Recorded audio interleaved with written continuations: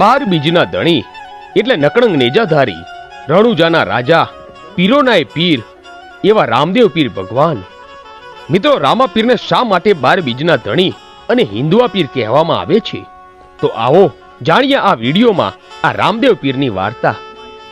રામાપીરના સમયમાં 12 સંપ્રદાય હતા અને 12 સંપ્રદાયની ઉત્પત્તિ બીજમાંથી થઈ હતી. આ 12 સંપ્રદાયના આચાર્યો પોતે પોતાના શિષ્યોને બોધ આપતા અને એ રીતે જ આ શિષ્યો ચાલતા. એક દિવસ 12 સંપ્રદાયના આચાર્યોને રામદેવજી મહારાજની પીરાઈ જોવાની ઈચ્છા થઈ, કારણ કે કોઈ પણ રજવાડામાં અને તીર્થધામોમાં રામાપીરના પરચાની ચર્ચાઓ થતી. સૌ કોઈ તેમની ખૂબ જ પ્રશંસા કરતા.